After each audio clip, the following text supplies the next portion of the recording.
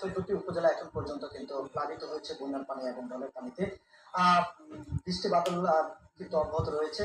আমরা রয়েছি কুমিল্লার মনোহরগঞ্জ উপজেলার বড় চাঁদপুর এলাকায়। এটি একেবারেই বিচ্ছিন্ন এবং প্রান্তিক জনপদ বলা যায়। এটা হচ্ছে নোয়াখালী সীমান্তবর্তী ইউনিয়ন। এই ইউনিয়নের বেশ কিছু গ্রাম একেবারে পানিতে তলিয়ে আছে। এখন আমরা যদি বলি মনোহরগঞ্জ উপজেলার যে বন্যা পরিস্থিতি সেটা অবনতির দিকে। একই সঙ্গে অবনতির দিকে রয়েছে নাঙ্গলকোট উপজেলা এবং বুড়িচং উপজেলা, ব্রাহ্মণপাড়া উপজেলা এবং দেবিদ্বার উপজেলা।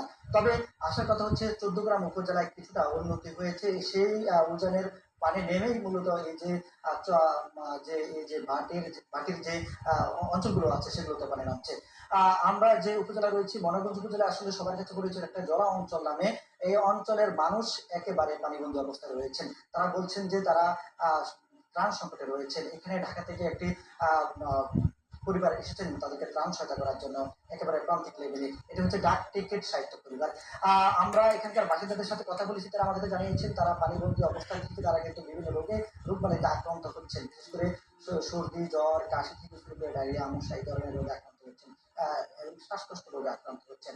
তবে স্বাস্থ্য বিভাগের সাথে আমরা কথা বলেছি, তারা আমাদেরকে জানিয়েছেন যে একেবারে প্রান্তিক লেভেল এবং যে এলাকাগুলো বিচ্ছিন্ন যোগাযোগ ব্যবস্থা একেবারে নেই সেই অঞ্চলগুলোতে তারা কিন্তু চিকিৎসা সেবা পৌঁছাতে পারছে না। তবে তারা চেষ্টা করছেন চিকিৎসা সেবা পৌঁছে দিতে। কিছু মেডিকেল টিম বেসরকারি প্রতিষ্ঠান এবং ঢাকা থেকে কিছু মেডিকেল টিম আসছে, তারা কিন্তু ঝুঁকি নিয়ে বিভিন্ন এলাকায় নৌকায় করে গিয়ে সেই সেবাটা দিচ্ছেন। এখন যেটা আমরা দেখছি সবচেয়ে বেশি সংকট রয়েছে বিশুদ্ধ পানির সংকট রয়েছে, সে সঙ্গে ওষুধের সংকট রয়েছে।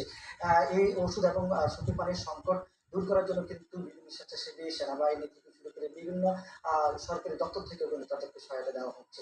তো গালিব এই ছিল বন্যা পরিস্থিতির সবশেষ। কুমিল্লা থেকে বন্যা পরিস্থিতির সবশেষে জানাচ্ছিলেন সহকর্মী